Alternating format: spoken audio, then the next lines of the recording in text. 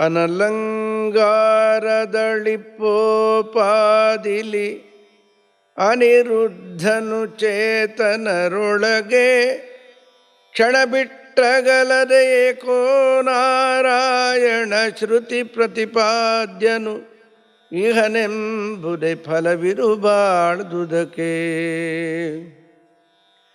ಈ ಸೊಲ್ಲಿನಲ್ಲಿ ದಾಸವರಿಯರು ಗುಣಪರಿಪೂರ್ಣನಾದ ಪರಮಾತ್ಮನ ರಕ್ಷಣೆ ಹೇಗಿರುತ್ತೆ ಎಲ್ಲ ಜೀವರಲ್ಲೂ? ಅನಾದಿ ಅನಂತ ಕಾಲದಲ್ಲಿ ನಮ್ಮನ್ನು ಬಿಡೋದೇ ಇಲ್ಲ ಭಗವಂತ. ಕ್ಷಣ ಬಿಟ್ಟಗಲದೆ ಅಂತಾರೆ. ಅನಲ ಅಂದರೆ ಬೆಂಕಿ ಅಂತ ಅರ್ಥ. ಅಂಗಾರ ಅದು ಇಜ್ಜಲು ಅಂತೀವಲ್ಲ, ಅದರಲ್ಲಿ ಬೆಂಕಿ ಇರುತ್ತೆ. ಈ ಇಜ್ಜಲಿದೆಯಲ್ಲ ಅದು ಕಪ್ಪು ಮಸಿ. ಬೆಂಕಿಯ ಸನ್ನಿಧಾನವಿಲ್ಲದಿದ್ದಾಗ ಅದರಿಂದ ಏನೂ ಆಗೋದಿಲ್ಲ. ಕಣಕಣದಲ್ಲಿ ಬೆಂಕಿ ಸೇರಿದಾಗ ನೀರನ್ನೇ ಬಿಸಿ ಮಾಡ್ಕೋಬಹುದು, ಅಡುಗೆಯನ್ನು ಮಾಡಬಹುದು, ಎಲ್ಲ ಕಾರ್ಯಗಳು ನಿರ್ವಾಹ ಆಗತ್ತೆ ಅದರಲ್ಲಿ ಬೆಂಕಿ ಸೇರಿದಾಗ. ಅಂಗಾರ ಇಜ್ಜಲಿದೆಯಲ್ಲ ಅದರ ಕಪ್ಪು ಮಸಿ ಬೆಂಕಿಗೆ ಅಗ್ನಿಗೆ ಸ್ಪರ್ಶವಾಗೋದಿಲ್ಲ. ಆದರೆ ಅದರ ಸಂಪರ್ಕದಿಂದ ಇದೇ ಸುಡುತ್ತೆ, ಅನೇಕ ಪ್ರಯೋಜನವಾಗತ್ತೆ. ಇದರಿಂದ ಬೆಂಕಿಯ ಸನ್ನಿಧಾನವುಳ್ಳ ಈ ಅಂಗಾರ ಅಥವಾ ಕನ್ನಡದಲ್ಲಿ ಹೇಳೋದಾದರೆ ಇಜ್ಜಲು ನಮ್ಮ ಬದುಕಿಗೆ ಆಧಾರವಾಗಿದೆ ಅಲ್ವಾ? ಇದರಿಂದ ಏನಾಗಬೇಕಾಗಿದೆ? ಇಜ್ಜಲಿನಿಂದ ಯಾವ ಪ್ರಯೋಜನವೂ ಅಂಗಾರಕ್ಕಿಲ್ಲ. ಆದರೆ ಅಗ್ನಿಗೆ ಇಷ್ಟು ಗುಣ ಇದೆ, ಅದನ್ನು ತಿರಸ್ಕಾರ ಮಾಡೋ ಹಾಗಿಲ್ಲ. ಎಲ್ಲೋ ಬಿದ್ದಲ್ಲಿ ಒಂದು ಚಿಕ್ಕ ಅಂಗಾರ ಅರ್ಥಾತ್ ಬೆಂಕಿಯ ಕಣವನ್ನು ನೋಡಿದ್ರು ಕಾಲಿಡ್ಲಿಕ್ಕೆ ಭಯಪಡ್ತಾನೆ, ಇಜ್ಜಲನ್ನು ಒದ್ಕೊಂಡೇ ಹೋಗ್ತಾನೆ. ಇಜ್ಜಲಿದ್ದ ಹಾಗೆ ಜೀವ ಅವನು ಕೆಲಸಕ್ಕೆ ಬಾರದೇ ಇದ್ದವನು. ಅನಲನಂತೆ ಇರುವ ಭಗವಂತ ಅವನು ಅದ್ಭುತ. ಅವನು ಯಾರೂ ತಿರಸ್ಕಾರ ಮಾಡೋ ಹಾಗಿಲ್ಲ. ತಿರಸ್ಕಾರ ಮಾಡಿದವರು ಅವರು ಎಂದೆಂದೂ ಇರಲಿಕ್ಕೂ ಸಾಧ್ಯವಿಲ್ಲ. ಶಿಶುಪಾಲ 100 ಬೈಗಳನ್ನು ಕೃಷ್ಣ ಪರಮಾತ್ಮನನ್ನು ಸಾಯುವ ಮೊದಲು ಬೈದ, ತಿರಸ್ಕಾರ ಮಾಡಿದ. ಅದು ಪ್ರಚಂಡ ಬೆಂಕಿ ಅನ್ನೋದು ಗೊತ್ತಿಲ್ಲ. ಹುಚ್ಚ ಅವ. ಏನಾದ ಶಿಶುಪಾಲ? 100 ಬೈಗಳು ಬೈದ ಕೂಡಲೇ ದೇವರ ಚಕ್ರಾಯುಧದಿಂದ ಸತ್ತು ಹೋದ ಅವನು. ಹಾಗೆ ದೇವರನ್ನ ತಿರಸ್ಕಾರ ಮಾಡಿ ಯಾರೂ ಸುಖವಾಗಿರ್ಲಿಕ್ಕೆ ಸಾಧ್ಯವಿಲ್ಲ. ಯಾರೂ ಸುಖವಾಗಿರಲಾರರು, ಯಾರ್ಯಾರೂ ಇರಲಿಕ್ಕೆ ಸಾಧ್ಯವಿಲ್ಲ. ಬ್ರಹ್ಮಾರಿ ದೇವತೆಗಳು ದೇವರನ್ನು ಬಿಡೋದೇ ಇಲ್ಲ. ಕ್ಷಣ ಬಿಟ್ಟಗಲದೆ ಅವನನ್ನು ಚಿಂತನೆ ಮಾಡ್ತಾ ಇರ್ತಾರಲ್ಲಿ.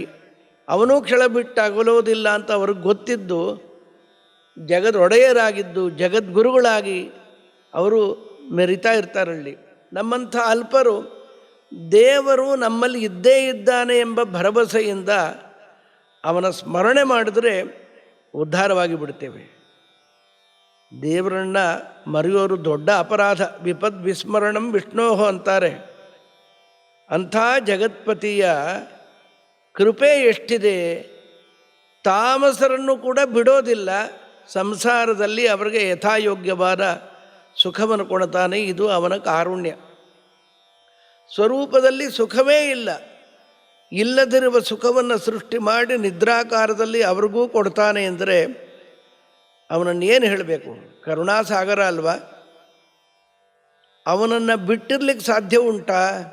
ಬಿಡೋ ಪ್ರಶ್ನೆಯೇ ಇಲ್ಲ. ಅವನು ಬಿಂಬನಾದ್ದರಿಂದ. ಅವನು ಅನಿರುದ್ಧ, ನಿರುದ್ಧ ಅಲ್ಲ. ನಿರುದ್ಧ ಅಂದರೆ ಬದ್ಧ, ತಡೆಯಲ್ಪಡುವವನು ಅಂತ ಅರ್ಥ. ನಮ್ಮನ್ನೆಲ್ಲ ತಡೆಯುವವರಿದ್ದಾರೆ. ದೇವರನ್ನು ಯಾರು ತಡೆದಿದ್ದಾರೆ? ಯಾರು ತಡಿಲಿಕ್ಕೆ ಸಾಧ್ಯ ಉಂಟು ಅವನನ್ನು? ಭಗವಂತ ಅಲ್ವಾ? ವಿಭೀಷಣ ಬಂದ, ಸ್ವೀಕಾರ ಮಾಡಬೇಕು ಸ್ವಾಮಿ, ನಮ್ಮಣ್ಣ ಕೈ ಬಿಟ್ಟ, ನೀನು ಕೈ ಬಿಟ್ಟುಬಿಟ್ರೆ ಗತಿ ಏನು ನನ್ನದು? ಶರಣಾಗಿ ಬಂದಿದ್ದೇನೆ ಎಂದ ಮೇಲೆ ಸುಗ್ರೀವಾದಿಗಳ ಅಭಿಪ್ರಾಯ ಏನು ಅಂತ ಶ್ರೀರಾಮಚಂದ್ರ ಕೇಳಿದಾಗ, ಎಷ್ಟಾದರೂ ಇವನು ಶತ್ರುವಿನ ತಮ್ಮ, ಯಾಕೆ ಸುಮ್ಮನೆ ನಾವು ಆಪತ್ತನ್ನು ಮೈಮೇಲೆ ಹಾಕ್ಕೋಬೇಕು, ಬಿಟ್ಬಿಟ್ರೆ ವಾಸಿ ಅಂತ. ಕಪಿ ಸಾರ್ವಭೌಮನೇ ಬೇಡ ಎಂದ ಮೇಲೆ ಮಿಕ್ಕವರೆಲ್ಲರೂ ಕೂಡ ಬೇಡ ಬೇಡ ಬೇಡ ಅಂತಲೇ ಹೇಳಿಬಿಟ್ರು. ಕಡೆಯಲ್ಲಿ ಹನುಮಂತ ನೀನೇನು ಹೇಳ್ತಿ, ಸ್ವೀಕಾರಕ್ಕೆ ಅರ್ಹ ಅಂತ ನನ್ನ ಅಭಿಪ್ರಾಯ, ಸ್ವೀಕಾರ ಮಾಡೋದು ಬಿಡೋದು ನಿನ್ನ ಸ್ವಾತಂತ್ರ್ಯಕ್ಕೆ ಬಿಟ್ಟಿದ್ದು ಅಂದ ಕೂಡಲೇ ವಿಭೀಷಣ ಸ್ವೀಕಾರ ಮಾಡಿದ್ದೇನು ಬಂದ್ಬಿಡು ಅಂತ ಹೇಳಿ ದೇವರು ಸ್ವೀಕಾರ ಮಾಡಿಯೇ ಬಿಟ್ಟ. ಮತ್ತೊಮ್ಮೆ ಸುಗ್ರೀವ ಲಕ್ಷ್ಮಣ ಇಬ್ಬರು ಎದ್ದು, ನಮಗೆ ವೈಯಕ್ತಿಕವಾಗಿ ಅವನ ಮೇಲೆ ಯಾವ ಹಗೆಯೂ ಇಲ್ಲ, ಎಷ್ಟಾದರೂ ಶತ್ರುವಿನ ತಮ್ಮ ಅಂತಾದ ಮೇಲೆ ಇವನನ್ನು ಸ್ವೀಕಾರ ಮಾಡು ಅಗತ್ಯ ಏನಿದೆ ಅಂತ ತಮ್ಮನ್ನು ತಾವು ಸಮರ್ಥನೆ ಮಾಡಿಕೊಂಡಾಗ ದೇವರಂತಾರೆ, ಅವನು ಶುದ್ಧ ಸ್ವಭಾವ ಎಂಬುದಾಗಿ ಸ್ವೀಕಾರ ಮಾಡಿದ್ದು. ಇನ್ನು ಇವನಿಂದ ಭಯವ ಅಂದರೆ ಇವನಿಂದಲ್ಲ, ಎಲ್ಲ ಬ್ರಹ್ಮಾದಿ ಅನಂತ ಜೀವರು ಒಟ್ಟಾದರೂ ಕೂಡ ನೇಷ ಅಂಗುಲಿ ಚಾಲನೆ, ನನ್ನ ಬೆರಳನ್ನು ಅಲುಗಾಡಿಸಲಾರರು, ಮತ್ತ್ಯಾಕೆ ಸ್ವೀಕಾರ ಮಾಡಿದಿ ಅಂತ ಕೇಳ್ತೀಯಾ? ಶುದ್ಧ ಆದ್ದರಿಂದ. ಇದು ನಮಗೆಲ್ಲರಿಗೂ ಒಂದು ಗುಣಪಾಠವೇನೆಂದರೆ, ಶುದ್ಧಾನಂದೋರು ಸಂವಿದ್ಯುತಿ ಬಲ ಬಹುಲೋದಾರ್ಯ ವೀರ್ಯಾರಿ ದೇಹನಾದ ಭಗವಂತ ಶುದ್ಧರಾದ ಭಕ್ತರನ್ನೇ ಸ್ವೀಕಾರ ಮಾಡ್ತಾನೆ ಹೊರತು ಕೊಳಕು ಅಶುದ್ಧರಾದ ಕಾಮಕ್ರೋಧಾದಿಗಳಿಂದ ತುಂಬಿದವರನ್ನ ಹತ್ರ ಸೇರಿಸೋದಿಲ್ಲ. ಸದಾ ನಿರಸ್ತ ಕುಹಕನಾದ ಭಗವಂತ ನಮ್ಮನ್ನು ಸ್ವೀಕಾರ ಮಾಡುವ ಹಾಗೆ ನಾವು ಬದುಕು ಸಾಗಿಸಬೇಕೇ ಹೊರತು ಅವನಲ್ಲೂ ಮೋಸ ಮಾಡಿಬಿಟ್ರೆ, ನಮ್ಮಲ್ಲಿ ಶ್ರೀಮಂತಿಕೆ ಇದೆ, ಹುಂಡಿಗೆ ದುಡ್ಡು ಹಾಕಿದ್ದೇವೆ, ದೇವರು ಸ್ವೀಕಾರ ಮಾಡಬೇಕು, ನಮ್ಮನ್ನು ಹಾಕಿಲ್ವಾ ಹುಂಡಿಗೆ ಅಂತ ಹೇಳಿದ್ರೆ ಅವನಿಗೇನು ಬೇಕಾಗಿದೆ? ಲಕ್ಷ್ಮೀ ನಿರಪೇಕ್ಷನಿಗೆ ಇವರ ಪೂಜೆಯಿಂದ ಇವರ ಕಾಣಿಕೆಯಿಂದ ಏನೂ ಆಗಬೇಕಾಗಿಲ್ಲ. ಸ್ವೀಕಾರ ಮಾಡಲಿಕ್ಕೆ ಒಂದೇ ಒಂದು ಕಾರಣ, ಕಾರುಣ್ಯ. ಅವರು ಯೋಗ್ಯರಾಗಿರಬೇಕು. ನಾನು ಆಗಲೇ ಹೇಳಿದ ಹಾಗೆ ಅಯೋಗ್ಯರು ತಾಮಸರಿಗೂ ಕೂಡ ಸಂಸಾರದಲ್ಲಿ ಅಧಿಕಾರ ಕೊಡ್ತಾನೆ, ಸಂಪತ್ತು ಕೊಡ್ತಾನೆ. ಮುಖ್ಯವಾಗಿ ಸ್ವರೂಪದಲ್ಲಿ ಇಲ್ಲದಿರುವ ಸುಖದ ಅನುಭವವನ್ನು ನಿದ್ರೆಯಲ್ಲಿ ಕೊಡುತ್ತಾನೆ ಅಂದರೆ ಇದಕ್ಕಿಂತ ಕಾರುಣ್ಯವನ್ನು ಇನ್ನೇನು ನಾವು ನಿರೂಪಣೆ ಮಾಡಬಲ್ಲೆವು? ಅವನು ನಿರುದ್ಧನಲ್ಲ, ಅವನು ಸರ್ವದಾ ಅನಿರುದ್ಧನೇ ಆಗಿದ್ದಾನೆ. ಅಡುಗೆ ಆಯಿತು ಅಂತ ಹೇಳಿದ್ರೆ ಮುಗಿದೋಯ್ತು, ಬೆಳಗ್ಗೆ ಒಮ್ಮೆ ಸಂಜೆಯವರೆಗೂ ಅನ್ನೆಲ್ಲ ಇರುತ್ತೆ. ಕಟ್ಟಿಗೆಯಲ್ಲಿ ದೊಡ್ಡ ಕಟ್ಟಿಗೆ ಆದರೆ ಮತ್ತೆ ಆರಿಸಿ ಬಿಡ್ತಾರೆ, ಅಡುಗೆ ಆದಮೇಲೆ ಮತ್ತೆ ಅದನ್ನೇ ಉಪಯೋಗಿಸಬಹುದು. ಹಾಗೆ ದೇವರು ನಾವು ಮಲಗಿದಾಗ ಅವನ ಕೆಲಸ ಏನಿದೆ? ನಾವು ನಿದ್ರೆ ಮಾಡ್ತಾ ಇರ್ತೀವಿ ಅಂತ ಅಂದುಕೊಂಡ್ರೆ ಯಾರು ಎಷ್ಟು ದಡ್ಡತನ. ನಾವು ನಿದ್ರೆ ಮಾಡ್ತಾ ಇರ್ತೀವಿ ನಿಜ.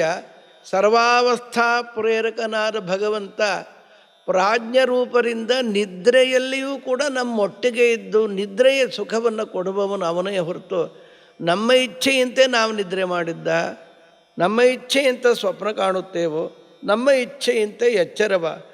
ಸರ್ವಾವಸ್ಥಾ ಪ್ರೇರಕನ ಇಚ್ಛೆಯಂತೆಯೇ ಎಲ್ಲವೂ ನಡೆಯೋದಲ್ಲವೇ? ಅದನ್ನು ಅರಿಯದೆ ದೇವರಿಂದ ಏನಾಯಿತು ಅಂತ ಅಂದುಕೊಂಡರೆ ತಪ್ಪಲ್ಲವೇ? ಕ್ಷಣ ಬಿಟ್ಟಗಲದೆ ಏಕೋ ನಾರಾಯಣ ಶ್ರುತಿ ಪ್ರತಿಪಾದ್ಯನು. ಪ್ರಳಯ ಕಾಲದಲ್ಲಿ ದೇವರು ಇರ್ತಾನಲ್ಲ, ಆಲದಲೆಯ ಮೇಲೆ ಮಲಗಿಕೊಂಡು ಯೋಗ ನಿದ್ರೆಯಲ್ಲಿರ್ತಾನೆ. ಬ್ರಹ್ಮಾರಿ ಅನಂತ ಜೀವರಾಶಿಗಳಿಗೆ ನಿದ್ರೆ ಕೊಟ್ಟಿರ್ತಾನೆ. ಬ್ರಹ್ಮದೇವರಿಗೆ ನಿದ್ರೆ ಇಲ್ಲ. ಯಾಕೆ? ಪ್ರಳಯೇಪಿ ಪ್ರತಿಭಾತ ಪರಾವರರು. ಬ್ರಹ್ಮದೇವರು ಭಾರತೀ ದೇವಿಯರನ್ನು ಬಿಟ್ಬಿಟ್ರೆ ಮಿಕ್ಕವ್ರಿಗೆಲ್ಲ ನಿದ್ರೆ ಕೊಡ್ತಾನೆ. ಅಂದರೆ ಆ ನಿದ್ರೆ, ಈ ಪ್ರಳಯ ದೀರ್ಘಕಾಲದ ನಿದ್ರೆಯೇ ಪ್ರಳಯವಷ್ಟೇ. ಅದು ಅವನ ಕಾರುಣ್ಯವೇ ಹೊರತು ಬೇರೆ ಏನೂ ಅಲ್ಲ. ನಿದ್ರೆ ಕೊಡೋದು ಪ್ರತಿನಿತ್ಯದ ನಿದ್ರೆ, ಅದು ಅವನ ಕಾರುಣ್ಯ ಅಂತ ಟೀಕಾಕೃತ್ಪಾದರು ವಿಷ್ಣು ತತ್ವ ವಿನಿರ್ಣಯದಲ್ಲಿ ಸ್ವಪಂ ಪ್ರಾಪಯತಿ ಶ್ರಮಾಪಹೃತಯೇ ಕಲ್ಪಾವಸಾನೇ ಚಯಃ ತಂ ದೇವಂ ಪಿತರಂ ಪತಿಂ ಗುರುತಮಂ ವಂದೇ ರಮಾವಲ್ಲಭಂ ಎಂಬುದಾಗಿ ಪ್ರಚಂಡ ಭಕ್ತಿ ಪುರಸ್ಸರವಾಗಿ ಈ ಮಾತನ್ನು ನುಡಿತಾರಳ್ಳಿ. ಶ್ರಮ ಪರಿಹಾರ ಆಗಲಿ ಎಂಬ ಕಾರುಣ್ಯದಿಂದ ನಿದ್ರೆ ಕೊಡ್ತಾನೆ. ಆ ನಿದ್ರೆಯಲ್ಲಿ ಎಲ್ಲ ಆಯಾಸ ಪರಿಹಾರ ಆಗಿಬಿಡುತ್ತದೆ. ಏನು ಬಣ್ಣಿಸಬೇಕು ಶ್ರೀಹರಿಯ ಕಾರುಣ್ಯವನ್ನು? ಇಂಥ ಜಗತ್ಪತಿ ತಿಂದ ಆಹಾರದ ಜೀರ್ಣವಾಗಲಿ ಎಂಬ ದೇಹದ ಪೋಷಣೆಗೋಸ್ಕರ ನಿದ್ರೆ ಕೊಡ್ತಾನೆ. ಕಡೆಗೆ ನಮ್ಮ ಸಾವು ಕೊಡೋದು ಕೂಡ ಅದು ಅವನ ಕಾರುಣ್ಯ ವ್ಯಾಪಾರವೇ ಹೊರತು ಬೇರೆ ಏನೂ ಅಲ್ಲ. ಅನಂತ ಜೀವರಾಶಿಗಳನ್ನು ಮಲಗಿಸ್ತಾನೆ ಅಂದರೆ ಅದು ಆಶ್ಚರ್ಯ ಆಗತ್ತೆ. ಹೀಗೂ ಉಂಟೆ, ಇರಬಾರ್ದು ಯಾತಕ್ಕಪ್ಪ. ಅನಂತ ಜೀವರಾಶಿಗಳಿಗೆ ನಿದ್ರೆ ಕೊಡೋದು ಅವನ ಕಾರುಣ್ಯ ವ್ಯಾಪಾರವೇ ಹೊರತು ಬೇರೆ ಏನೂ ಇಲ್ಲ. ಒಬ್ಬರು ಪ್ರಶ್ನೆ ಮಾಡಿದ್ದು, ಸೃಷ್ಟಿ ಮಾಡಿದ ದೇವರು ಪ್ರಳಯ ಮಾಡ್ತಾನೆ ಅಂದರೆ ಇದು ಕಟುಕನ ವ್ಯಾಪಾರ ಆಯ್ತಲ್ಲ. ಕುರಿಯನ್ನು ಕೊಬ್ಬಿಸಿ ಕಡೆಗೆ ಅದನ್ನು ಕಡಿದು ಹಾಕುವ ಹಾಗೆ ಯಾಕ್ರಿ ಸೃಷ್ಟಿ ಮಾಡಿಕೊಂಡು ಹೋಗಲಿ ಹೊರತು ಕೊಲ್ಲಬೇಕು ಯಾತಕ್ಕೆ, ಈ ಸಂಹಾರ ಯಾತಕ್ಕೆ? ಅದಕ್ಕೆ ಉತ್ತರ ಕೊಟ್ಟಿದ್ದು ತತ್ವನಿರ್ಣಯದಲ್ಲಿ, ಸ್ವಾಪಂ ಪ್ರಾಪಯತಿ ಶ್ರಮಾಪಹೃತಯೇ, ಶ್ರಮದ ಪರಿಹಾರಕ್ಕೋಸ್ಕರ ನಿದ್ರೆ ಕೊಡುತ್ತಾನೆ. ಪ್ರಳಯ ಮಾಡೋದು ಕೂಡ ಇಷ್ಟೇ ಉದ್ದೇಶದಿಂದ ಹೊರತು ನಿರಪೇಕ್ಷನಾದ ಭಗವಂತನ ಮೇಲೆ ಯಾರ ಮೇಲೆ ಕೋಪದಿಂದ ಮಾಡೋದಲ್ಲ. ನಿರ್ದೋಷನಾದ ಭಗವಂತನ ಪ್ರತಿ ವ್ಯಾಪಾರವೂ ಕೂಡ ಹೀಗೇ ಇರುತ್ತದೆ. ತಡೆಯಿಲ್ಲದ ಅತ್ಯದ್ಭುತನಾದ ಅನಂತ ಗುಣ ಪರಿಪೂರ್ಣನಾದ ಭಗವಂತ ಅನಂತ ಶಕ್ತ. ಎಲ್ಲ ಜೀವರು ಸಂಸಾರದಲ್ಲಿ ನಿರುದ್ಧರು ಬದ್ಧರು. ಅವರ ಮೇಲೆ, ಅದರಲ್ಲಿ ಮುಕ್ತಿಯೋಗ್ಯರ ಮೇಲೆ ವಿಶೇಷ ಸ್ನೇಹ ಭಗವಂತನಿಗಿದೆ. ಯಾರ ಮೇಲೂ ಕೋಪ ಇಲ್ಲ. ಇವರು ಯೋಗ್ಯರು, ಸ್ವಭಾವಾನುಗುಣವಾಗಿ ಇವರನ್ನು ಉದ್ಧಾರ ಮಾಡಬೇಕು ಅಂತ ಅಂದುಕೊಂಡಾಗ ನಮಗೆ ಸದ್ಬುದ್ಧಿ ಕೊಡುತ್ತಾನೆ. ಅವನ ಬುದ್ಧಿ ನೆಟ್ಟಗಿದ್ದು ಬಿಟ್ಟರೆ ಅವನು ಉದ್ಧಾರ ಆದಾಗೆ. ನದೇವಾದಂಡಮಾದಾಯ ರಕ್ಷಂತಿ ಪಶುಪಾಲವತ್ ಎಂತು ರಕ್ಷಿತುಮಿಚ್ಛಂತಿ ಬುದ್ಧಿಯ ಸಂಯೋಜಯಂತಿ ತಂ. ದೇವತೆಗಳು ಒಬ್ಬನನ್ನು ಉದ್ಧಾರ ಮಾಡಬೇಕು ಅಂತ ಅಂದುಕೊಂಡಾಗ ಅವರೇನು ಮಾಡ್ತಾರೆ? ಹೊರಗಿ ಒಬ್ಬ ಪಶುಪಾಲಕ ಕೋಲು ಹಿಡಿದುಕೊಂಡು ಈ ಪಶುಗಳನ್ನು ನಡೆಸಿಕೊಂಡು ಹೋಗುವ ಹಾಗೆ ಎದುರಿಗೆ ಬಂದು ಏನೂ ಮಾಡಲ್ಲ. ಅವರು ನಮ್ಮ ಬುದ್ಧಿ ಸರಿಯಾಗಿ ಇಟ್ಟುಬಿಡ್ತಾರೆ. ಬುದ್ಧಿ ನೆಟ್ಟಗಿದ್ದು ಬಿಟ್ಟರೆ ಎಲ್ಲ ಸರಿ ಇರುತ್ತೆ. ಬುದ್ಧಿನೇ ಕೆಟ್ಟೋದ್ರೆ, ಒಬ್ಬ ಬ್ರಾಹ್ಮಣ ಕಾಶಿಯಲ್ಲಿ ನೋಡ್ದ, ಯಾರ್ಯಾರನ್ನು ಆರಾಧನೆ ಮಾಡಿದ್ರು ನಾನು ಅಪೇಕ್ಷೆ ಪಟ್ಟಷ್ಟು ದ್ರವ್ಯ ಕೊಡ್ತಾ ಇಲ್ಲ. ಏನು ಮಾಡಲಿ ಈ ದೊಡ್ಡ ದೊಡ್ಡ ದೇವತೆಗಳು, ಹರಿಹರ ಹಿರಣ್ಯಗರ್ಭಾದಿಗಳು, ಏನು ನನಗೆ ಅವತ್ತಿಂದ ದುಡ್ಡು ದುಡ್ಡು ಅಂತೀನಿ, ಯಾರೂ ಕೊಡ್ತಾ ಇಲ್ಲ. ಒಂದು ಪ್ರತಿಮೆಯನ್ನು ಕಂಡ ಅವನು. ಹೆಸರು ಬರೆದಿತ್ತು ಗಂಗಾ ತೀರದಲ್ಲಿದ್ದ ಪ್ರತಿಮೆ ಮೇಲೆ, ಕಪ್ಪು ಶಿಲಾ ಪ್ರತಿಮೆ, ಅದು ಕುಂಡಧಾರಿ ಅಂತ. ವ್ಯಾಹೃತಿಯಿಂದ ಅದನ್ನು ಆವಾಹನೆ ಮಾಡಿಬಿಟ್ಟ. ಒಳ್ಳೆ ಗಳಿಗೆ, ಯಾವುದೋ ಅಮೃತ ಗಳಿಗೆ ಆ ದೇವತೆ ಅಲ್ಲಿ ಆವಾಹಿಸಲ್ಪಟ್ಟಿತು. ಅದು ಯಾವುದು ಅಂದರೆ ಒಂದು ಪುಟ್ಟು ಮೇಘಮಂಡಲದ ಅಭಿಮಾನಿ, ಕುಂಡಧಾರಿ. ಹೆಸರೇ ನಮ್ಗೆ ಗೊತ್ತಾಗತ್ತೆ. ಅನುಶಾಸನ ಪರ್ವದಲ್ಲಿ ಇದನ್ನು ನಿರೂಪಣೆ ಮಾಡ್ತಾರಲ್ಲಿ.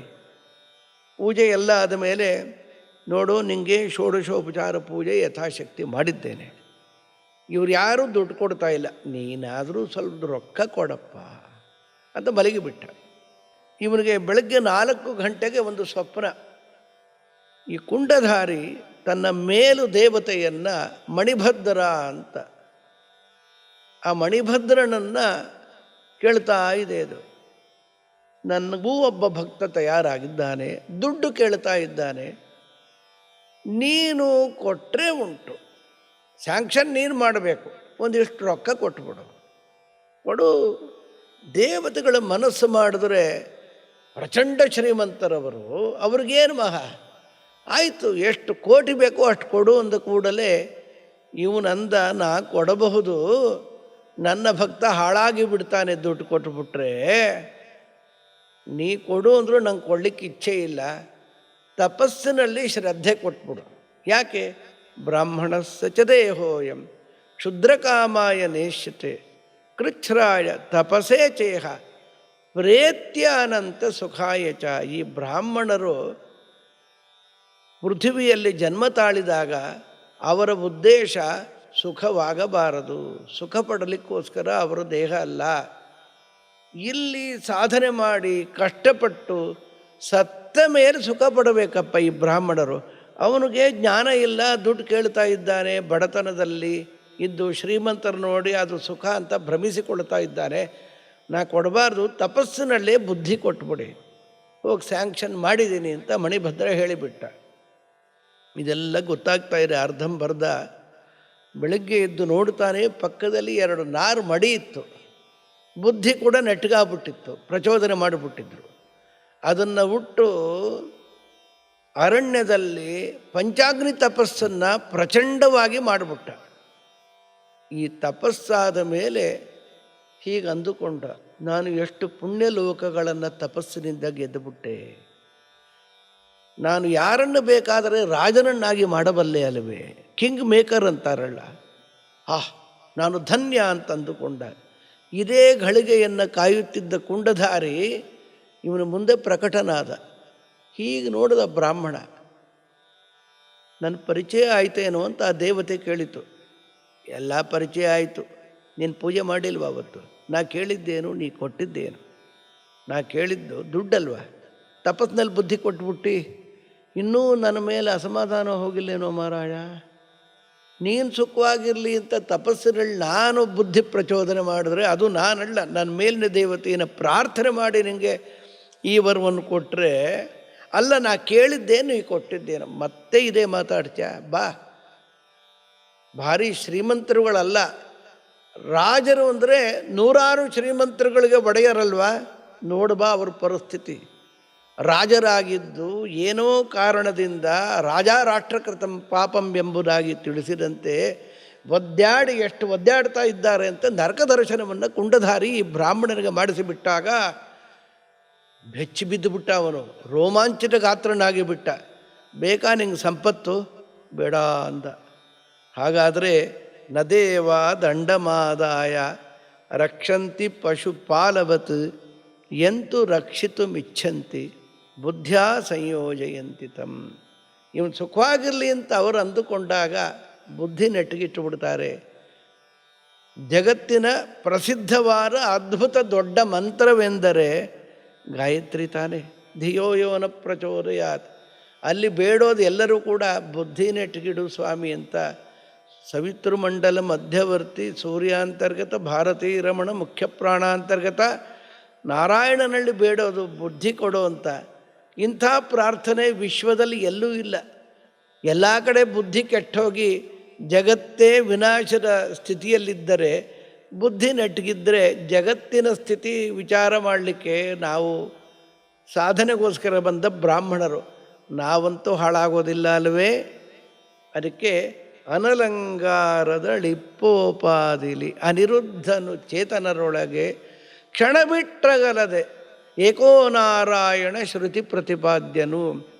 ಏಕೋ ನಾರಾಯಣ ಆಸೀತ್ ನ ಬ್ರಹ್ಮ ನ ಚ ಶಂಕರ ನೇಂದ್ರ ಸೂರ್ಯೋ ನ ಚ ಗುಹಃ ನ ಸೋಮೋ ನ ವಿನಾಯಕ ಎಂಬುದಾಗಿ ಶ್ರುತಿ ಹೇಳ್ತಾ ಇದೆ. ನಾರಾಯಣ ಮಾತ್ರ ಪ್ರಳಯಕಾಲದಲ್ಲಿದ್ದ, ಬೇರೆ ಯಾರೂ ಇರಲಿಲ್ಲ.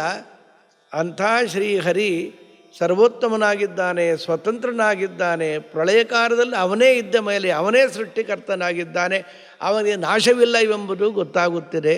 ಅದೇ ಅನಿರುದ್ಧನು, ವೃದ್ಧನಲ್ಲ, ಅವನನ್ನು ತಡೆಯುವವರೇ ಇಲ್ಲ, ಅವನಿಗೆ ತೊಂದರೆ ಕೊಡುವವರು ಯಾರೂ ಇಲ್ಲ, ಅವನು ಯಾರಿಗೂ ತೊಂದರೆ ಕೊಡೋದಿಲ್ಲ.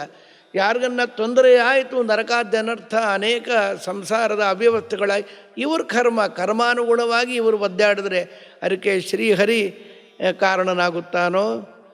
ಖಂಡಿತ ಇಲ್ಲ ಎಂಬುದಾಗಿ ಇಹನೆಂಬುದೇ ಇದ್ದಾನೆ ಎಂಬ ರಕ್ಷತಿತ್ತೇವ ವಿಶ್ವಾಸ ತದೀಯೋಹಂ ಇತಿ ಸ್ಮೃತಿ. ಅವನು ರಕ್ಷಣೆ ಮಾಡೇ ಮಾಡುತ್ತಾನೆ ಎಂಬ ಭರವಸೆ ಇದೆಯಲ್ಲ, ಅದು ದೊಡ್ಡ ವರ. ಅದು ಬೇಕು. ಅದಕ್ಕೆ ಶ್ರದ್ಧೆ ಅಂತ ಕರೀತಾರೆ. ದೇವರಿದ್ದಾನೆ, ಪುಣ್ಯ ಇದೆ, ಪಾಪ ಇದೆ, ಎಲ್ಲವೂ ಇದೆ. ಏನೂ ಇಲ್ಲ ಅಂದರೆ ಅದಕ್ಕೇನು ಮಹತ್ವ ಹೇಳಿ? ಆಚಾರ್ಯರೇ ಒಂದು ಕಡೆಯಲ್ಲಿ ನೇತಿ ವಕ್ತರು ಮಹತ್ವಂಚ ನ ಕಥಂಚನ ವಿದ್ಯತೆ. ಏನೂ ಇಲ್ಲ ಇಲ್ಲ ಅಂತ ಹೇಳಲಿಕ್ಕೆ ಏನು ಮಹತ್ವ ಬೇಕು? ದಡ್ತನ ಸಾಕು. ಇದೆ ಅಂತ ಸಾಬೀತು ಮಾಡಲಿಕ್ಕೆ ಬುದ್ಧಿ ಬೇಕು, ಶ್ರದ್ಧೆ ಬೇಕು, ಅದಕ್ಕೆ ಶ್ರಮ ಬೇಕಾಗತ್ತೆ. ಸಮರ್ಥನೆ ಮಾಡಲಿಕ್ಕೆ ಹಿಂದೊಮ್ಮೆ ಈ ಫ್ರಾನ್ಸ್ ದೇಶದಲ್ಲಿ ಭಾಳ ಹಿಂದೆಲ್ಲ ಮೊನ್ನೆ ಒಂದು 10-15 ವರ್ಷ ಇರ್ಬೋದು ಅಂದ್ಕೊಳ್ಳಿ, ಗಾಡ್ಸ್ ಪಾರ್ಟಿಕಲ್ ಅಂತ ದೇವಕಣ ಅಂತ ಕರೆದರು. ಅದನ್ನು ಇದೆ ಅಂತ ಸಮರ್ಥನೆ ಮಾಡಲಿಕ್ಕೆ 50,000 ಕೋಟಿ ಖರ್ಚಾಯಿತು. ಇಲ್ಲ ಅಂತ ಹೇಳಲಿಕ್ಕೆ ನಮ್ಮ ದಡ್ತನ ಸಾಕಷ್ಟೇ. ಇಲ್ಲ ಅಂತ ಹೇಳಲಿಕ್ಕೆ ಏನು ಪ್ರಯೋಜನ? ದೇವರಿಲ್ಲ, ಧರ್ಮ ಇಲ್ಲ, ಪುಣ್ಯ ಇಲ್ಲ, ಪಾಪ ಇಲ್ಲ. ಮೂರ್ಖರು ಆಡುವ ಮಾತು ನಾವು ಆಡಬಾರ್ದಲ್ವ? ಎಲ್ಲವೂ ಇರೋದ್ರಿಂದಲೇ ನಾವು ಸುಖವಾಗಿ ನೆಮ್ಮದಿ. ಮೈಂಡ್ ಇದೆ, ಬುದ್ಧಿ ಇದೆ, ತೋರಿಸ್ಲಿಕ್ಕೆ ಸಾಧ್ಯವೋ? ದೇವತೆಗಳಿಂದ ಪ್ರೇರಣೆಗೆ ಒಳಪಟ್ಟ ನಮ್ಮ ಬುದ್ಧಿ ನೆಟ್ಟಗಿದ್ದರೆ ಎಲ್ಲ ಸರಿಯಾಗಿರುತ್ತೆ. ಅದನ್ನೇ ದಾಸರಾಯರು ಇಹನೆಂಬುದೇ ಫಲವಿದು ಬಾಳುವುದಕ್ಕೆ. ನಾವು ಬದುಕಿದ್ದಕ್ಕೆ ಫಲ ಏನೆಂದರೆ ಭಗವಂತ ಇದ್ದಾನೆ ಎಂಬ ಭರವಸೆ ಬೇಕು, ವಿಶ್ವಾಸ ಬೇಕು. ಹುಚ್ಚುಚ್ಚಾಗಿ ಏನೋ ನಂಬು ಅಂತ ಹೇಳೋದಿಲ್ಲ. ಶಾಸ್ತ್ರಾರ್ಥಯುಕ್ತ ಅನುಭವಸ್ತು ಉತ್ತಮಂ ಪ್ರಮಾಣಂ ಅಂತ ಹೇಳಿದ ಹಾಗೆ ಶಾಸ್ತ್ರದ ಜೊತೆಗೆ ವಿಚಾರ ಮಾಡಿ ನಮ್ಮ ಅನುಭವವನ್ನು ಸೇರಿಸಿದಾಗ ಭಗವಂತನ ಅಸ್ತಿತ್ವ ಚೆನ್ನಾಗಿ ಗೊತ್ತಾಗುತ್ತದೆ. ಅವನಿದ್ದಾನೆ, ಅವನಿದ್ದಿದ್ದಕ್ಕೆ ಎಲ್ಲವೂ ಬಹುಚಿತ್ರ ಜಗತ್ ಬಹುಧಾ ಕರಣಾತ್ ಪರಶಕ್ತಿರಣಂತ ಗುಣಪರಮಃ ಎಂಬುದಾಗಿ ಅವನ ಗುಣಪಾರಮ್ಯವನ್ನು, ಸ್ವಾತಂತ್ರ್ಯಾದಿ ಅನಂತ ಕಲ್ಯಾಣ ಗುಣಗಳನ್ನು ತಿಳಿದು ನಮ್ಮ ಜೀವನವನ್ನು ಸಫಲವನ್ನಾಗಿ ಮಾಡಿಕೊಳ್ಳಬೇಕು ಎಂಬುದಾಗಿ ಈ ಅಭಿಪ್ರಾಯವನ್ನು ದಾಸರಾಯರು ತಿಳಿಸುತ್ತಿದ್ದಾರೆ. ಈ ಸಂಚಿಕೆಯ ಪ್ರಾಯೋಜಕರು ಮಾನ್ಯ ರವಿ ನರಸಿಂಗರಾಯರು. ಅವರಿಗೆ ಮಂಗಲವಾಗಲಿ. ದೇವರ ಅಸ್ತಿತ್ವ ಸರ್ವದಾ ಅವರ ಮನಸ್ಸಿನಲ್ಲೂ ಇರಲಿ, ಈ ಮಾತನ್ನು ಆಡಿದ ನಮಗೂ ಇರಲಿ, ಶ್ರೋತೃಗಳಿಗೆಲ್ಲ ದೇವರ ಅಸ್ತಿತ್ವದ ಭರವಸೆಯಿಂದ ಉದ್ಧಾರವಾಗಲಿ ಅಂತ ಎರಡು ಮಾತನ್ನು ಶ್ರೀಕೃಷ್ಣ ಅರ್ಪಣಮಸ್ತು.